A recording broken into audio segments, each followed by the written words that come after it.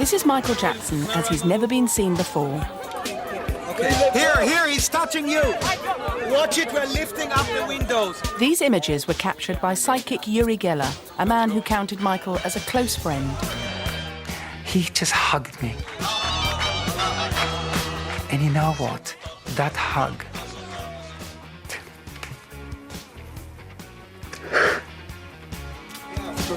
Uri was a companion and witness to the star. And that's me.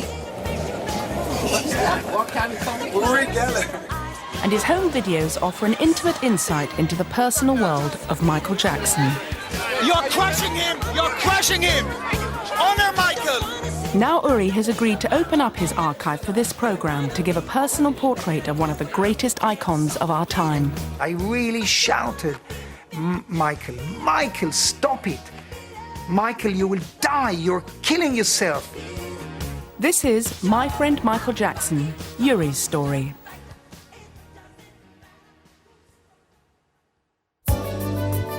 This is Michael Jackson on a visit to Britain a few years ago. By his side is Uri Geller. Don't fall, please. Take that. I got it, Michael! Watch it. Uri shared a friendship with Michael that few others enjoyed. The man that I loved so much is going to be my best man. The man agreed to be my best man in a Jewish ritual. Wow. Michael, in private moments, shared his own dreams with Uri. That it was possible to get Michael Jackson to the moon. And I relayed this to Michael. I mean, the idea of him being able to actually do his moonwalk on the moon. Uri Geller, is Michael Jackson calling. When you get this message, please know that I pray that we do the moon trip. I want to be the first one to do it in the pop world. And he shared his ambitions. You know, when Michael heard that Steven Spielberg got a knighthood, Michael wanted a knighthood too. And I understand, come on, he should have gotten a knighthood, really. But at times, their friendship was tested. Don't tell me, this is my private life. Stop there. Uri even questioned Michael about the most private areas of his life. I asked him, Michael, did you ever touch a child in an inappropriate manner? This is the story of an at times turbulent friendship. There was something that bonded us. I think it was the turmoils and the traumas that we went through in our lives that kind of linked us together in a strange and bizarre way. Back in the 70s, Uri was one of the biggest stars around. He rose to fame with his spoon bending and psychic abilities. This is so heavy. Yes, it's happening. It's happening. Yes, it's better. He appeared on chat shows around the globe. Look, I'll show it to the camera. I don't know whose key this is, but it's... Among his fans was a young Michael Jackson. If you look at it very slowly, it is still bending. Now... And years later, in 1999, the pair would meet in a New York hotel room through their mutual friend, Harrods owner Mohammed Al Fayed. Know what to expect. So there I was sitting on this couch and looking around, and suddenly, out of his bedroom, comes out Michael Jackson. He must have come out of the bathroom of his suite because he wasn't wearing a shirt. His black hair was combed backwards, and he actually looked handsome. And I jumped up and I said, Michael, you look fantastic. I knew that love would bring this happiness I'm being. I tried to keep my sanity. During several trips to New York, their friendship was cemented. Uri even designed part of the sleeve notes for Michael's Invincible album. Soon plans were being put in place for Michael to visit Uri in Britain. It was 2001, and Uri was planning to renew his wedding vows with his wife Hannah. He needed a best man. I call Michael Jackson and I tell him, Michael, listen, I'm renewing my wedding vows. Will you be my best man? And he said, yeah, I'll be your best man. Of course. You know, I get goosebumps now. The most famous man in the world is going to be my best man. But more important for me was the man that I loved so much is going to be my best man. The man agreed to be my best man in a Jewish ritual. Wow. Just months later, Michael Jackson would fly to Britain to be best man at Uri's wedding. But he was on crutches. He'd broken his foot in a fall at his Neverland ranch. On a sunny Wednesday afternoon, guests waited anxiously for the ceremony to begin, but Michael was nowhere to be seen. It looked as though the King of Pop was going to miss Uri's big day.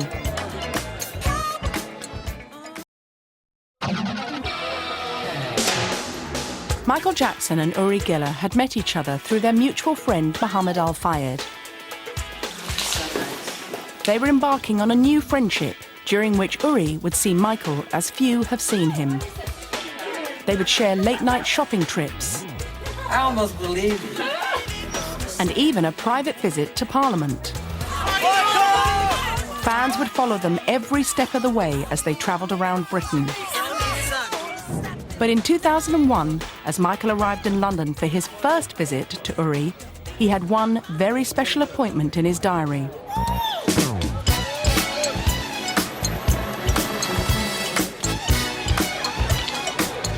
Michael had agreed to be Uri's best man as he renewed his wedding vows with his wife Hannah. The day before the ceremony, Uri had given Michael his wedding ring to look after. I wanted Michael to have the ring on him for 24 hours. I wanted Michael Jackson's energy to be absorbed into that wedding ring. I believe in this, you know, come on. They have 2 children together. They have been married civilly. And the wedding began, and Michael hasn't arrived. And I'm beginning to look at my watch, and Hannah is telling me, hey, Michael is a bit late. And the guests are already here, the marquee is full, and, you know, some friends, celebrities came. So I tell everyone, you know what? Let's eat now. Let's go and eat. The food is laid out there because Michael is late. And the truth of the matter is that we couldn't start the ceremony because my ring was in his pocket. An hour passes, and Michael is not showing up, and we are on the phone, and I'm sweating, I'm running around between the guests, trying to comfort them. They all had fun. And then people thought that this is a kind of a big setup, and Michael will never, this was like a prank. Because they could not believe that the Michael Jackson is really going to come to be my best man. And after 2 long hours, Michael's and entourage, the bell rings, and out there, the gate, and I ran, the marquee, I ran up here and looked at the gate, and the gate was opening. The limousines kind of stream down the driveway, and they come up in front of the house, and the door slides open, and Michael comes out with a crouch.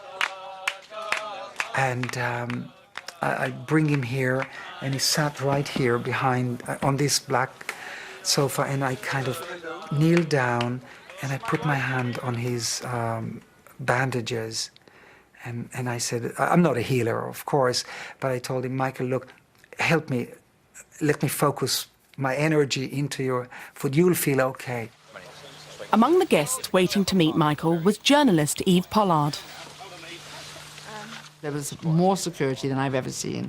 We've got used to security now, but in 2001, I'd never seen anything like it. And I'd edited newspapers. There was more security than you get with a royal attending. Then, of course, we got into the wedding, and normally, you know, you sit down, you watch the wedding, you have your reception. Michael was so late that people sort of sat down at first, then thought, what am I doing here after 20 minutes? Then they started serving food and drinks because you just couldn't wait for this thing, you know, to get going. And then Michael came in. And then, as always, we were transfixed. We were fascinated to watch him. He sat down for most of the ceremony because he was on crutches. He'd hurt his foot. The crutches, I think, were also, white to match the white skull cap he wore. And he was very quiet. And I think did recognise it was Uri and Hannah's day. Among the stars at the wedding was singer Patti Boulay. When we met at the wedding, at Uri Geller's wedding, that was the first time Michael began to tease me about looking like Diana Ross. He'll turn around, look at me in that naughty way. He'd go, "Ain't no mountain high enough." Michael. he would laugh and giggle, you know. And he said, "Patti, you look just like that. There must be a throwback. She must come from your family." I said, "I don't think so." I don't think so at all. There was kind of this energy, and it's Michael's energy, nobody else. The only person I've come across with that kind of effect is the Pope, really, on people. Just before I was lifted up on the chair, because that's another custom tradition, he just hugged me. And you know what? You know, that hug, which, I don't know, lasted for just...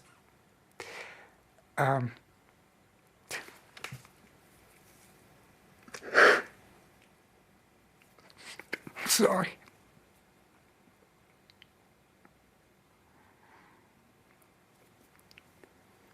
That hug was just a few seconds, but it was real love and unconditional. It's just so hard for me to believe that he's gone. And I haven't spoken to him for a long time, but still there is that connection. And I comfort myself today, just weeks after his death, that he's there, he's up there.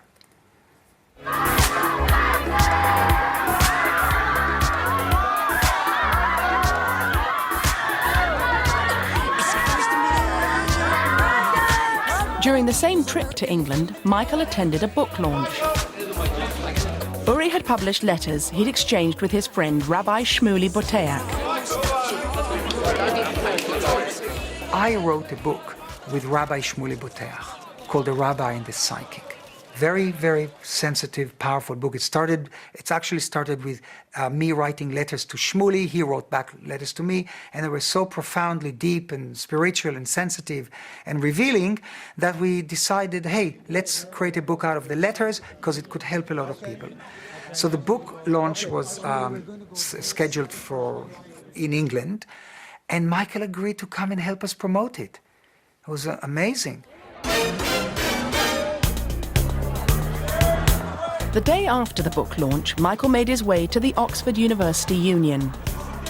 He'd been invited to make a speech about the importance of good parenting and to launch a new children's charity, which he'd set up with his rabbi friend. There was this huge, massive anticipation waiting for Michael Jackson to come. You know, I bet with you that most of the kids there did not believe that Michael will come. This was not true. And it was a rainy evening, and you know that there is space in the hall for maybe, 300 people, maybe 400, I don't remember. My goodness, there were hundreds and hundreds of students lined up outside the auditorium, the hall. And when we arrived, it was... some were clapping hands, some were shouting, some were running to take pictures. Michael had decided to speak about his childhood in his speech and to refer to his own difficult relationship with his father. Author Jonathan Margolis had been with Michael as he travelled to Oxford from London. He decided he wanted to call his dad on the phone. And he asked me if I had a phone, which I had. He asked one of his many people in the minibus who had his dad's number in Las Vegas. I think he lived in Las Vegas. dialed him, and there was this extraordinary conversation, of which, of course, I only heard one side, which was just sort of, oh, hi, Dad, I'm in England. I'm going to address the students at Oxford University, and I'm going to talk about you. But it's okay, it's in a very positive light, nothing to worry about. And the father said something, and he listened, and he finally said, Dad, I love you. And then handed me the phone back. And he kind of looked out the window at the traffic on the M40 and said, you know, I don't think I've ever said that to him before. At one stage of his speech about his father and forgiving his father, he broke down and cried. It was just maybe 30 seconds to a minute, but it was real, it was genuine.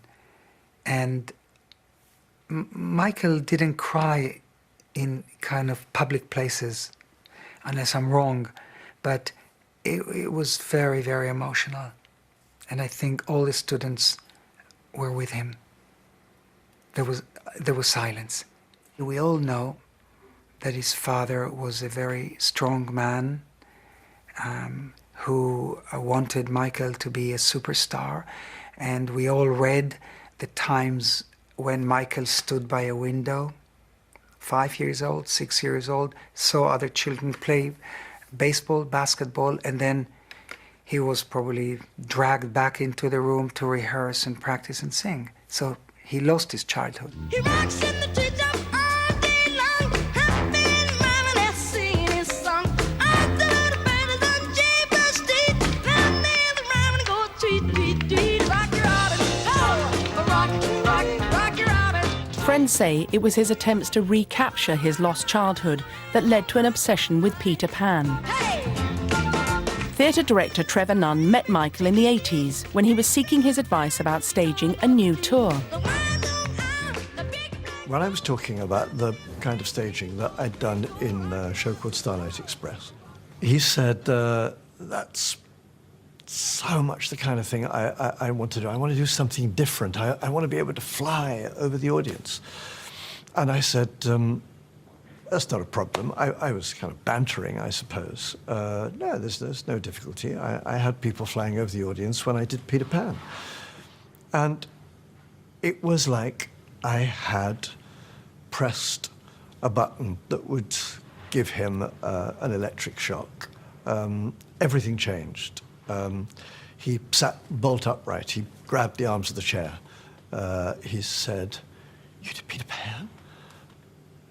I said, yeah, I directed it in London. Oh my God, you directed Peter Pan. And the excitement was just overwhelming. He jumped up, he walked around the room, he kept repeating, Peter Pan, oh my God, Peter Pan. And then I explained to him that we had done the show in London using adult actors to play the children. And that took it one stage further, because suddenly he was like with eyes brimful with tears, and he came across the room and he knelt down in front of me and he grabbed my knees and he said, "Could I play Peter Pan? Is it too late for me to play Peter Pan?" It was just the two of us in this huge room. And I've since wondered, well, how often could he reveal that childlike part of himself?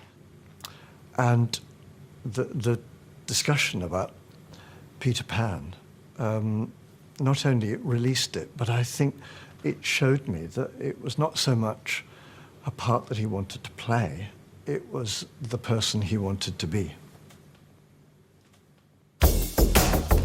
Uri would discover Michael's childlike qualities as their friendship grew stronger. A second visit to Uri in Britain was already being planned, to include a midnight shopping trip to Harrods and a private tour of Parliament. He sat down, and I said to him, "Hey, Michael, you can't sit here. Only elected people can sit in the House of Commons." He looked very bemused.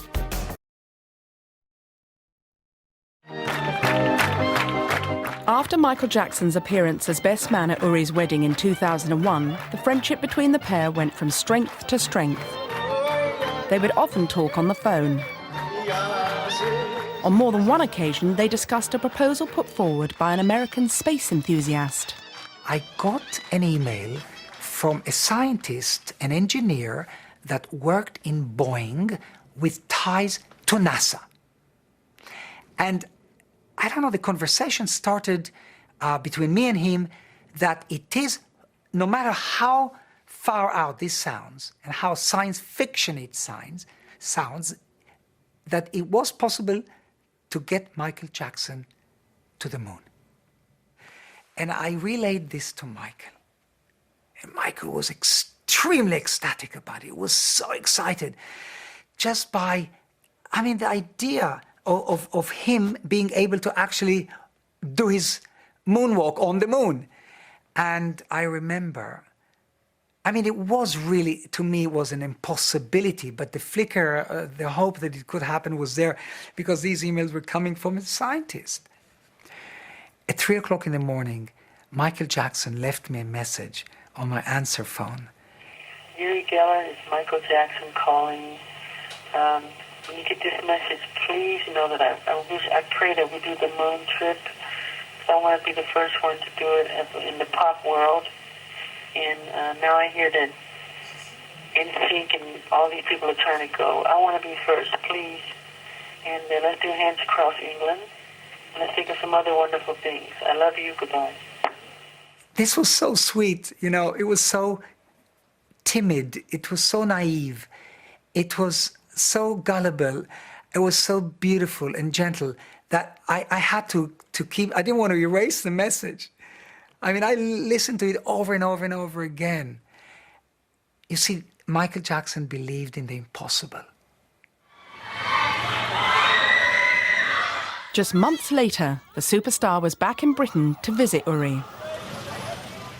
With Michael's permission, every step of the visit was recorded by his friend. Michael! Thank you, Michael. I love you. You see, these scenes, these moments, conjures up religion. It conjures up God. This is kind of on a different plane.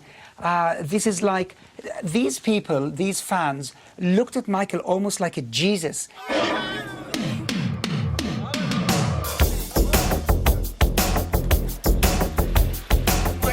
You are amazing. Illusionist David Blaine, a friend of Uri's, joined Michael on the visit. Their first stop, a tour of Parliament as a guest of another friend of Uri's, Lord Greville Janner. Michael really loved that sculpture, but come on, that's been there probably for hundreds of years. He couldn't take that home. My feelings here, going into the Parliament with Michael Jackson, was simply bizarre. That's the only word I can say. Really freaky, the whole thing, but it was meaningful. It was important. It was power. It was kind of credibility. You see, Michael wanted he wanted the Queen to honor him. He really did want that, very much. That was one thing that really was in Michael's heart. Why did you want to come and visit Parliament? Is it my one of our friends, Lord Janner? No, that's a good answer. Yeah. He's a politician as well. And to educate me about this whole incredible thing. When Michael heard that Steven Spielberg got a knighthood, Michael wanted a knighthood too. And I understand, come on, he should have gotten a knighthood, really. But it was impossible to achieve. And we spoke about that quite a lot in the Parliament. There were moments where, without filming, he kind of whispered to me, "Is the Queen here? Are we going to meet the Queen?"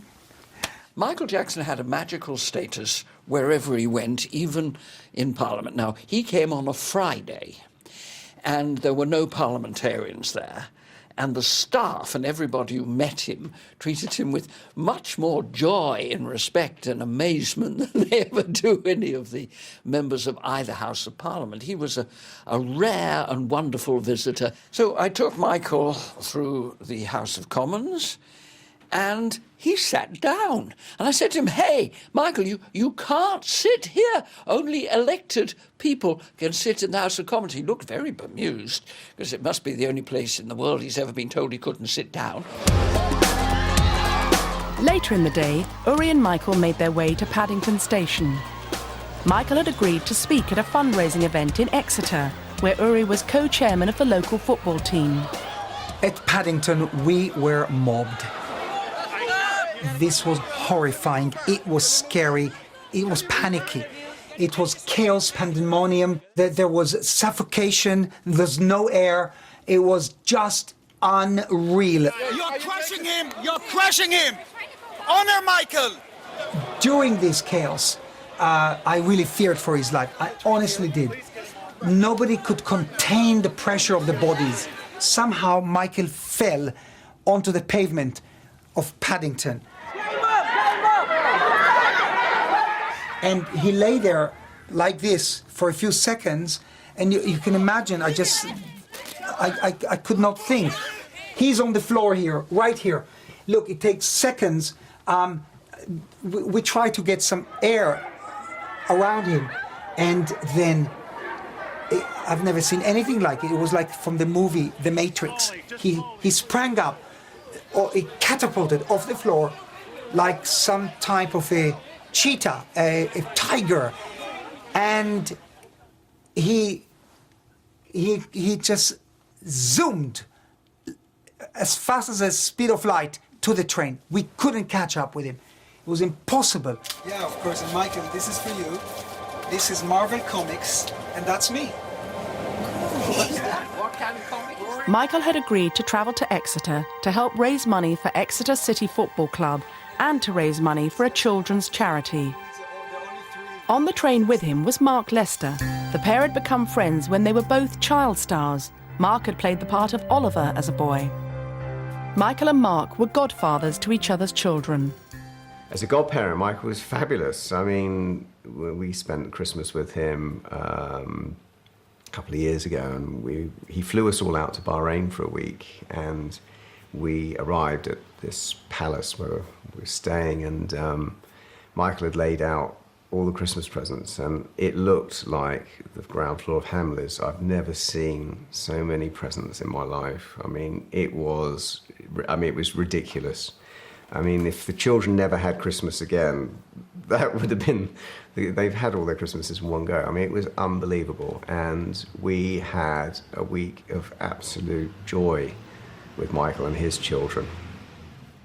And Michael, as a dad, was a great dad. He was the sort of dad that everyone would want to have as a dad. You know, he was firm but fair. The children he was very hot on manners, especially table manners. The children were extremely polite. They always had to say please and thank you, and he was very particular about that. They were very well educated, I must say.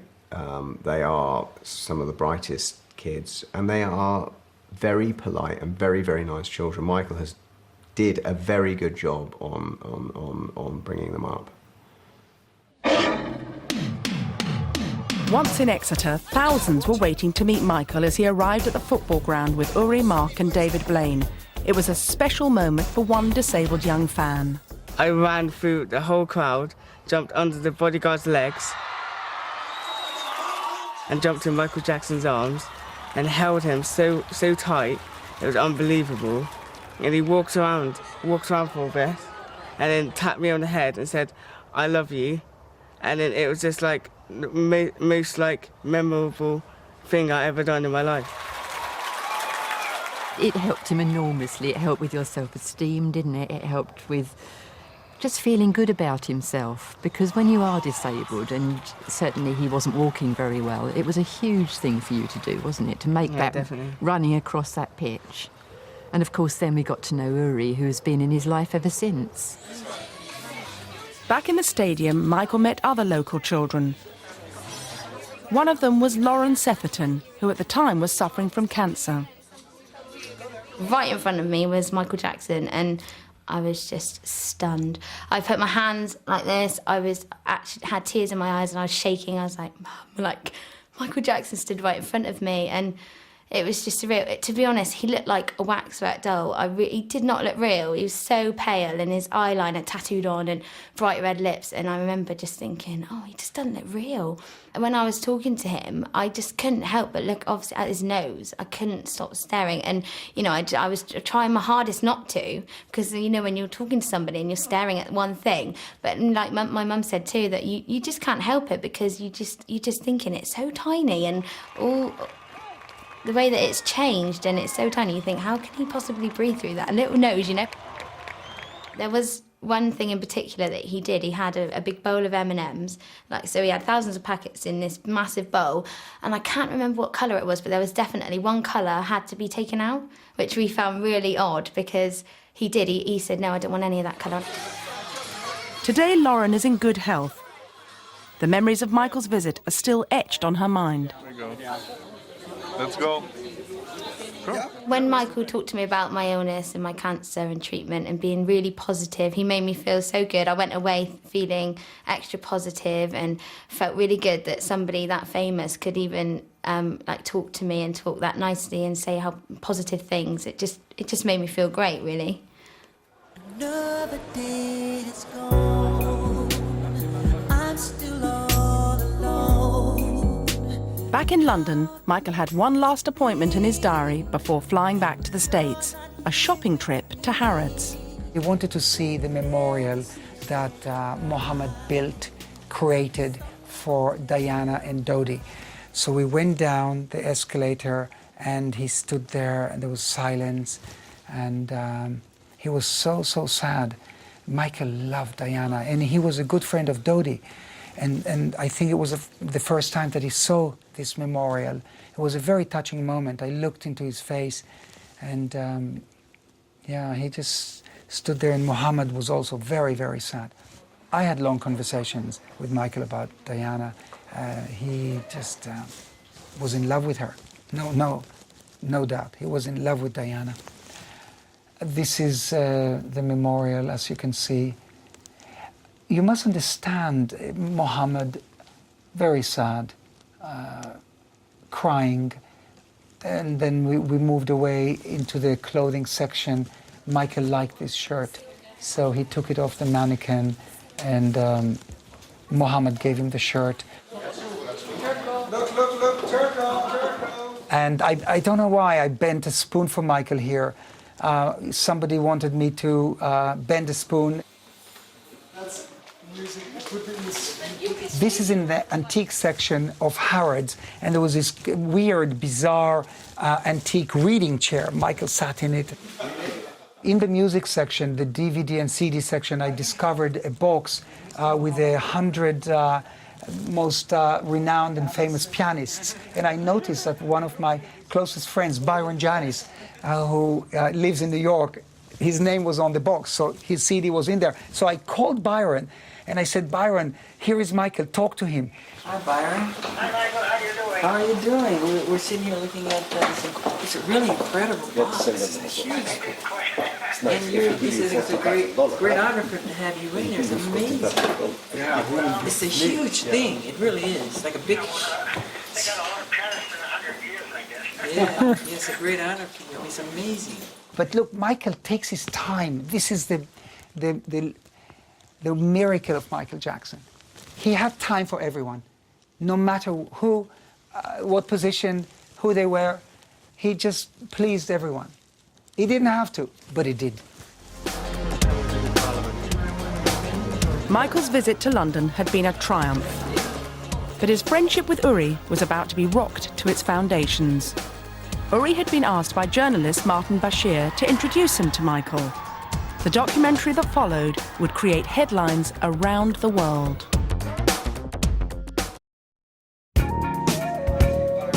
In 2002, Uri Geller and Michael Jackson were firm friends. Michael had visited Uri twice.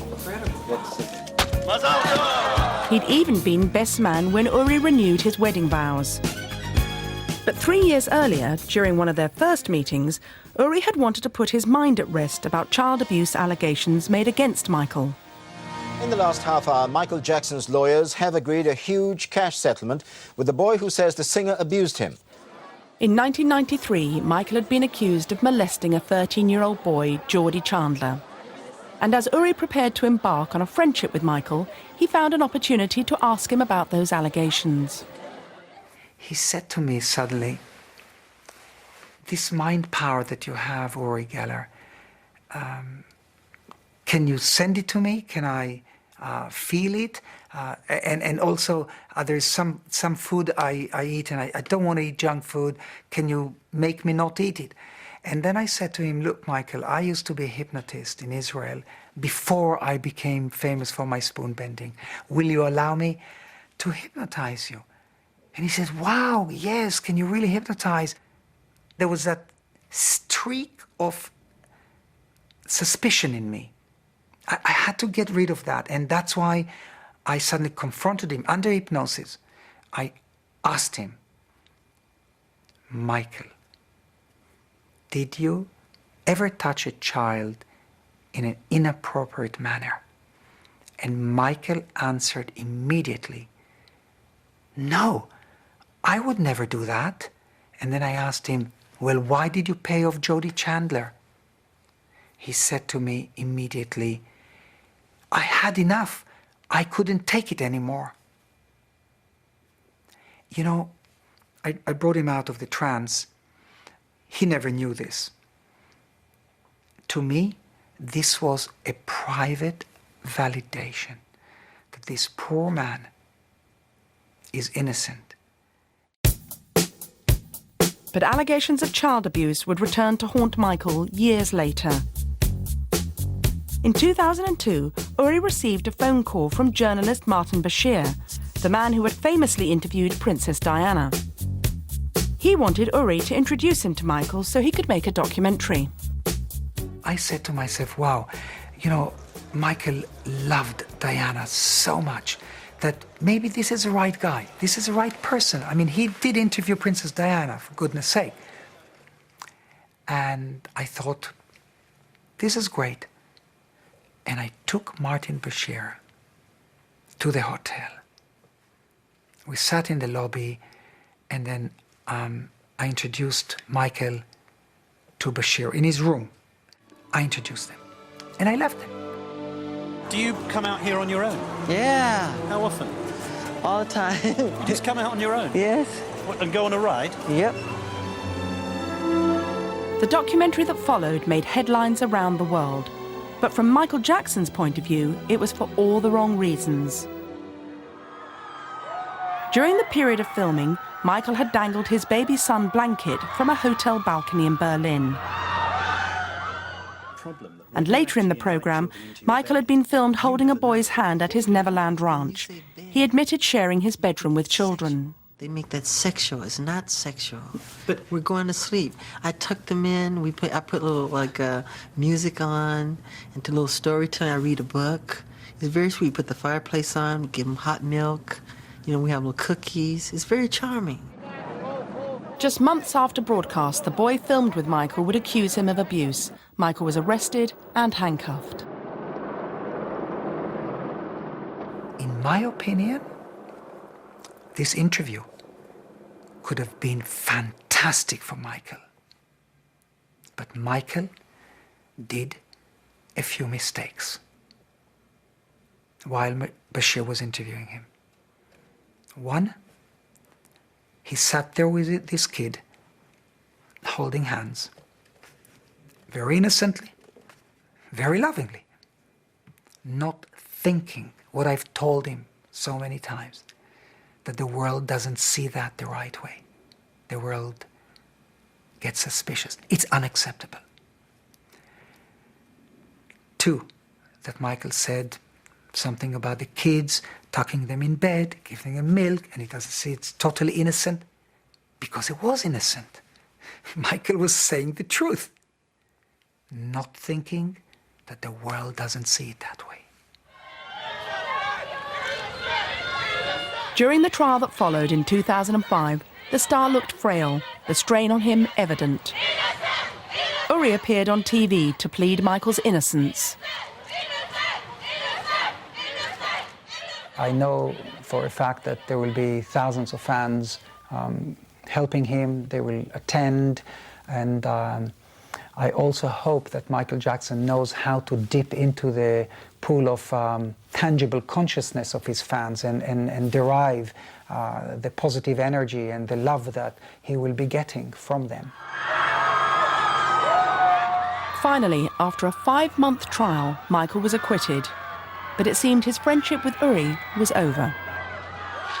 So after that documentary, it was the rift occurred. Yeah. And, you know, I really feel bad about it. But you know what? It was hard and difficult to get back, even if I wanted to. Situations changed. This year, however, it seemed that Uri's friendship with Michael could have been rekindled. The pair still shared a mutual friend, British bodyguard Matt Fiddes, seen here with Michael. Just a few weeks ago, he asked about me. He asked Matt, "Hey, how's Uri? Give Uri my love. I miss him." Matt told me every time Michael would come to England, he would ask for me. So I knew that the powerful connection that was always there, the love, the respect, the mutual chemistry was there, intact. Michael had announced a comeback, a series of 50 London concerts. These will be my final show performances in London. But just weeks after that press conference, Uri was in his car with his wife Hannah when he received a phone call saying Michael was in a coma. I remember driving down the driveway and I could hear the phones ringing. And my mobile phone was ringing. And I picked up the phone and it was CNN, some anchor person, and they said to me, "Can you confirm the rumors that Michael is dead?" And I thought it was a hoax. My living mind would not accept that. And I shut the phone down because it was a hoax. It was not real. The king of pop was dead. Good evening. We have breaking news for you tonight. The singer Michael Jackson is reported to have died from a heart attack.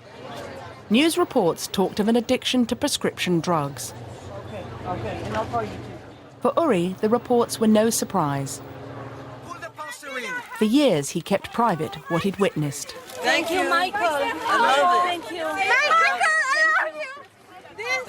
I've never, ever seen him take anything. I've never seen that. But I've seen the aftermath. And the aftermath sometimes was devastating. I couldn't wake Michael up one day. I grabbed his body and I kind of tried to wake him up. I was really concerned.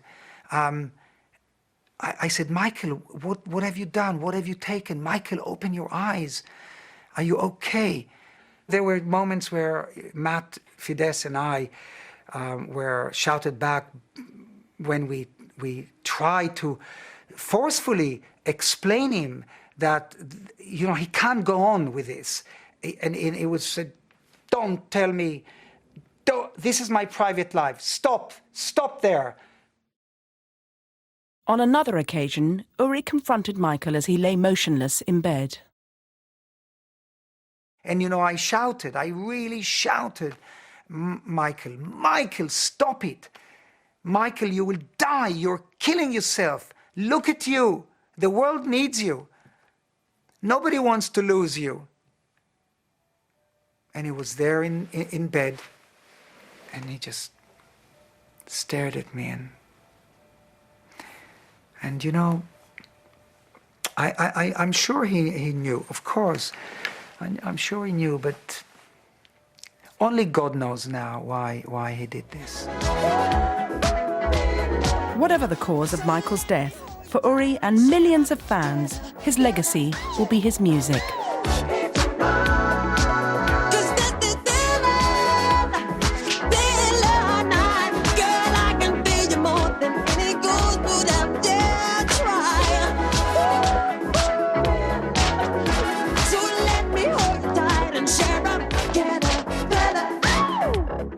Michael Jackson was a sensitive, intuitive, gentle person, loving individual, and he gave so much to the world.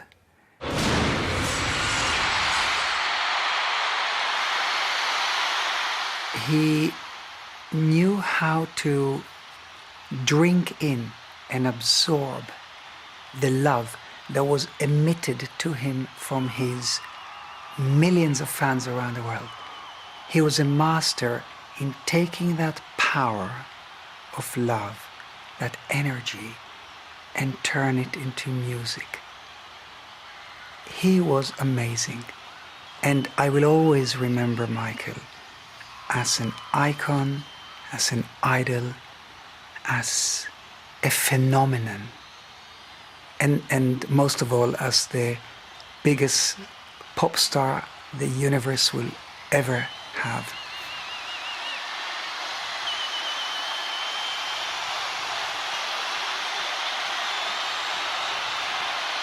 Next tonight, the insight into the world of the King of Pop continues here on ITV2 with Martin Bashir and Living with Michael Jackson.